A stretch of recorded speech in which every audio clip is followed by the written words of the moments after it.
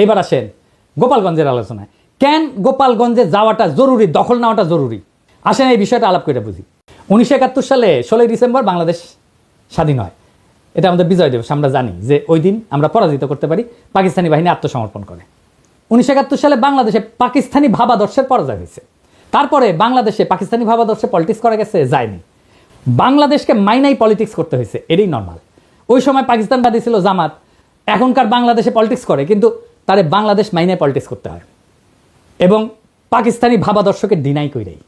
তখন পাকিস্তানি ভাবাদর্শ পরাজিত হইলেও বেশ কিছুদিন কোনো কোনো এলাকা পাকিস্তানপন্থীদের আওতায় ছিল। ওই সমস্ত জায়গায় বাংলাদেশের সার্বভৌমত্ব প্রতিষ্ঠা করতে সময় লাগছে। যেমন ধরেন মিরপুর, 1972 সালের 30 জানুয়ারি পর্যন্ত মিরপুর দখলে ছিল পাকিস্তানপন্থীদের। ওইটা মুক্ত করতে গিয়ে জহির রায়হান মারা যান। নারিন্দা, নারায়ণগঞ্জ, শিয়া মসজিদ, মোহাম্মদপুর, খুলনা, পুরান ঢাকা, রূপসা, রাজশাহী, সিরাজগঞ্জ, বগুড়া, চিটাগাং পোর্ট, এইসব জায়গা 16 ডিসেম্বরে মুক্ত হয় নাই, পরে মুক্ত হয়েছে আস্তে আস্তে। ঠিক এইভাবে 2024 সালে বিপ্লবের পরেও বাংলাদেশে বাঙালি জাতীয়তাবাদ পরাজিত হয়েছে, আওয়ামী ভাবাদর্শ পরাজিত হয়েছে, মুজিববাদ পরাজিত হয়েছে। কেননা এইটা বাংলাদেশের সার্বভৌমত্ব মানত না, এইটা বাংলাদেশকে ইন্ডিয়ার পার্ট ভাবত।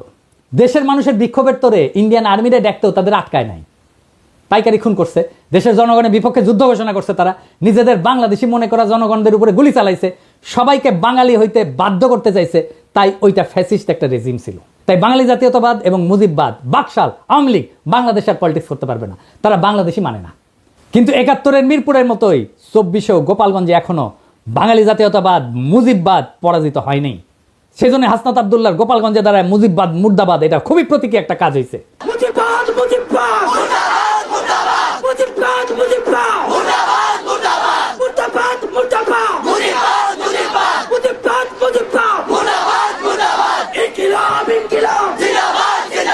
আমি গোপালগঞ্জের আমজনতারে বলবো, আপনারা বাংলাদেশ না মানা রেসিস্ট, ফ্যাসিস্ট বাঙালি জাতীয়তাবাদে থাকেন না, আর মদত দিয়েন না।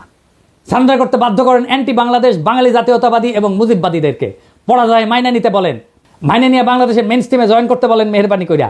আর এটা যদি না করতে চান, গোপালগঞ্জ বিপ্লবের বাংলাদেশের সার্বভৌমত্ব প্রতিষ্ঠা করা হবে। আপনারা এক সপ্তাহ টিকতে পারবেন না, আর্মি পুলিশ কিচ্ছু লাগবে না, জাস্ট আপনাদের সাপ্লাই চেইন বন্ধ করে দেওয়া হবে। আপনারা বাইরে হতে পারবেন কিন্তু ঢুকতে পারবেন না। সব ইকোনমিক অ্যাক্টিভিটিস বন্ধ হয়ে যাবে, জ্বালানি তেলের সাপ্লাই বন্ধ হয়ে যাবে, গ্যাস বন্ধ হয়ে যাবে, ইলেকট্রিসিটি সাপ্লাই বন্ধ করে দিলে আপনারা শেষ। আগে ঘোষণা দেওয়া হবে, শহর ছাড়েন, 24 ঘন্টার মধ্যে ফাঁকা হয়ে যাবে শহর, সব সরকারি কর্মচারীদের উইথড্র করা হবে। পারবেন 7 দিন টিকতে? প্রফেসর ইউনূসের দায়িত্ব বাংলাদেশের সার্বভৌমত্ব প্রতিষ্ঠা করা গোপালগঞ্জে। আবার 1 মাস পরে মার্চ টু গোপালগঞ্জ ঘোষণা করা হবে, যদি আপোষে সারেন্ডার না করে তাইলে। বেগম জিয়া বলছিলেন গোপালগঞ্জের নামই বদলায় যাবে, গোপালগঞ্জ আর থাকবে না। শুনেন, আপনি কি এখন মুখটা বন্ধ কেন? এই যে মহিলা, আপনার মুখটা এখন বন্ধ কেন বলেন তো? কি বলছিলেন এতক্ষণ ধরে? মুখটা বন্ধ কেন এখন? দেশ কোথায়? গোপালী? গোপালগঞ্জ জেলার নামই বদলে যাবে, বুঝছেন? গোপালগঞ্জ আর থাকবে না। এইটা বাস্তবায়ন করতে হবে। এর জন্য 2টা কাজ করা যায়। এক, গোপালগঞ্জের নামটা বদলে ফেলাই যায়, বা জেলা সদর পরিবর্তন করে অন্য উপজেলায় নেওয়া যায়, নাম বদলায় দেওয়া যায়। গোপালগঞ্জ বদলে কাশিয়ানি করা, কিন্তু মৌলিক কোনো পরিবর্তন করা হবে না। আর 2 নম্বর হচ্ছে গোপালগঞ্জের উপজেলাগুলোকে জিওগ্রাফিক্যাল লোকেশনে, রোড কানেক্টিভিটি এবং হিস্টোরিক্যাল কালচারাল কানেকশনের ভিত্তিতে অন্যান্য জেলার সাথে রিডিস্ট্রিবিউট করে দেওয়া, গোপালগঞ্জ জেলায় বাদ দিয়ে দেওয়া। এক্ষেত্রে যেটা করা যেতে পারে, 1 নম্বর, কাশিয়ানি এবং গোপালগঞ্জ সদরকে নড়াইলের সাথে যুক্ত করে দেওয়া যায়, মাকসুদপুর উপজেলাকে মাদারীপুরের সাথে যুক্ত করে দেওয়া যায়, কোটালীপাড়াকে বরিশালের সাথে যুক্ত করে নতুন নামকরণ করে দেওয়া যায়, আর টুঙ্গিপাড়াকে বাগেরহাটের সাথে যুক্ত করে নতুন নামকরণ করা যায়। তো এতে একটা জেলা কমে যাবে। তো একটা জেলা যদি কমে যায়, তাহলে আমরা কোনো একটা জায়গাকে, যেমন ভৈরব বা লাকসামকে নতুন জেলা ঘোষণা করে মোট জেলার সংখ্যা 64 রাখা যায়। এখন সময় আসছে একটা প্রতীকী কিন্তু বাস্তব সিদ্ধান্ত গ্রহণের। গোপালগঞ্জে বাংলাদেশের মানচিত্র থেকে কেবল এক প্রশাসনিক জেলা হিসাবে না, একটা দমন পীড়নের দুর্গ হিসাবে, বাকশাল মুজিববাদের দুর্গ হিসাবে চিহ্নিত করার ইতিহাস থেকে মুক্ত করতে হবে। টুঙ্গিপাড়া বা গোপালগঞ্জ কখনো একটা পরিবার বা মতাদর্শের ব্যক্তিগত দুর্গ হতে পারে না।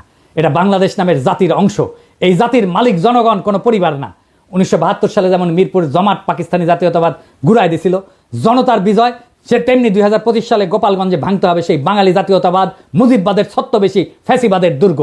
21 শতকের বাংলাদেশে জায়গা নাই সেই রাজনীতির যারা বাংলাদেশকে ভারতীয় মতাদর্শের গুদামে পরিণত করতে চায়। গোপালগঞ্জের প্রশাসনিক পুনর্বিন্যাস শুধু রাজনৈতিক প্রতিশোধ না, এটা ভবিষ্যতের জন্য বার্তা। আর কোনো জেলাকে পরিবারতন্ত্রের দুর্গ করা যাবে না। যে জেলা জনগণের বিরুদ্ধে চলে যায় তাকে আবার জনগণের ভিতরে ছড়াই দিতে হবে। এই দেশ কারো ব্যক্তিগত জমিদারি না। মুজিববাদ না বাংলাদেশ জিন্দাবাদ, বাকশাল না গণতন্ত্র জিন্দাবাদ, টুঙ্গিপাড়া না সার্বভৌম বাংলাদেশ জিন্দাবাদ। আমরা চলছি, আমরা চলা শুরু করছি, আর থামবো না। এবার শুধু ঢাকাই না, আবার হবে মার্চ টু গোপালগঞ্জ। যদি না মানে আপোষে, তবে শুরু হবে গণজনতার শুদ্ধি অভিযান। গোপালগঞ্জ থাকবে না, থাকবে শুধু বাংলাদেশ। ইনকিলাব জিন্দাবাদ।